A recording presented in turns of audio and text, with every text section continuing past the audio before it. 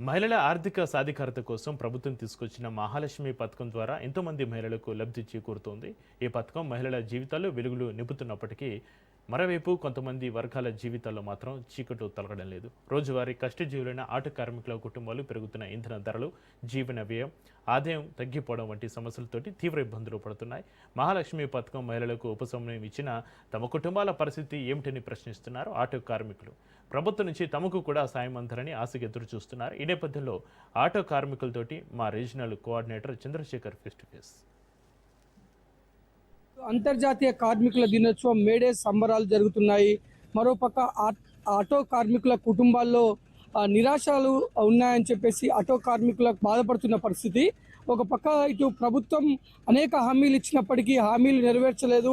మహాలక్ష్మి పథకం ద్వారా మా కుటుంబాలన్నీ కూడా కుదేలైన పరిస్థితి, ఆర్థికంగా చితికిపోయాము, ఆదుకోవాలని ఆటో కార్మికులు కోరుకుంటున్నారు. ప్రస్తుతం మనం ఆటో కార్మికులతో ఉన్నాం, వారితో మాట్లాడదాం, అసలు వారి సమస్యలు ఏంటో తెలుసుకుందాం.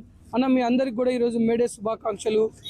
అంటే అన్న, ఇప్పుడు ఈరోజు మనం మేడే సంబరాలు జరుపుకుంటున్నాం. మరో పక్క ఇప్పటికి కూడా మీరు మీ కుటుంబాల్లో ఆర్థిక ఇబ్బందులు ఉన్నాయి, ప్రభుత్వం ఆదుకోవాలని డిమాండ్ చేస్తున్నారు. అసలు మీకున్న సమస్యలు ఏంటి, మీరు ప్రభుత్వాన్ని ఏం డిమాండ్ చేస్తున్నారు? థ్యాంక్ యూ అన్న. ఏటున్నారం ఆటో యూనియన్ తరఫున మాట్లాడుతున్నాం. ఈరోజు జరుగుతున్నటువంటి మహాలక్ష్మి పథకం ద్వారా ఆటో డ్రైవర్లు, కార్మికులు చాలా పెద్ద ఎత్తున నష్టపోయి ఉన్నారు.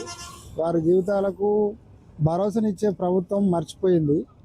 మాకు ఎటు కాకుండా ఈ ఫ్రీ బస్సులు పెంచి మేము నష్టపోతున్నాము. కొంతమంది డ్రైవర్లు ఆర్థికంగా ఇబ్బంది పడి తను చాలించి చాలా రకాలుగా గిరాకులు లేక, ఫైనాన్సులు కట్టలేక బండ్లు ఫైనాన్సులు గుంజుకపోతుంటే చనిపోవడం జరుగుతూ ఉన్నది.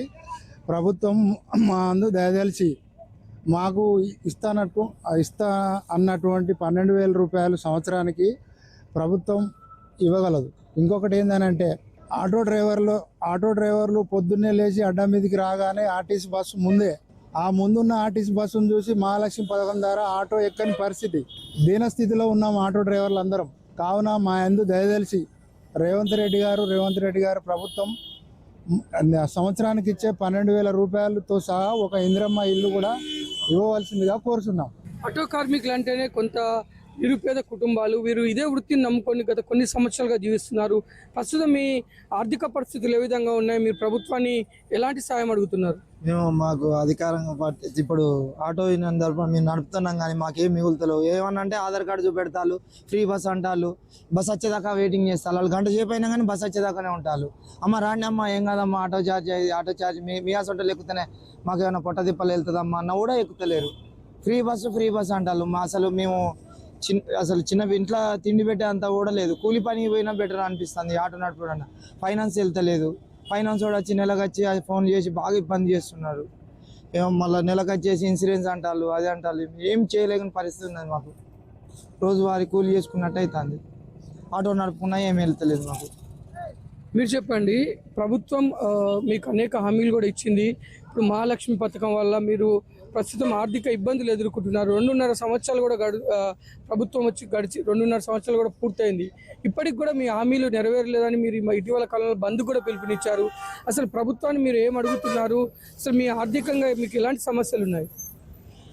మా ఆటో డ్రైవర్లకు కావాల్సింది ఒక్కటే, ముఖ్యంగా స్టేట్ మొత్తం మీద బస్సులు ఆర్టీసీ కన్నా ఆటో కార్మికులు కొన్ని లక్షలలో ఉన్నారు. మాకు రోడ్డు మీదకి వస్తే ఇన్ని రోజులు సరే రోజుకో 200, 300 దొరికేది. ఇవాళ పరిస్థితి లేదు. ఈ ఫ్రీ బస్సు పెట్టిన తర్వాత మా ఆటో కార్మికులను కనీసం పట్టించుకున్న నాదులు లేడు. మాకు ఇచ్చిన హామీలు నెరవేర్చి మా కుటుంబాలు తిరిగి ఆర్థికంగా కోలుకునే విధంగా ప్రభుత్వం సహాయం చేయాలని ఆటో కార్మికులు డిమాండ్ చేస్తున్నారు. కెమెరామెన్ బాలుతో చంద్రశేఖర్, రాజ్ న్యూస్, వరంగల్.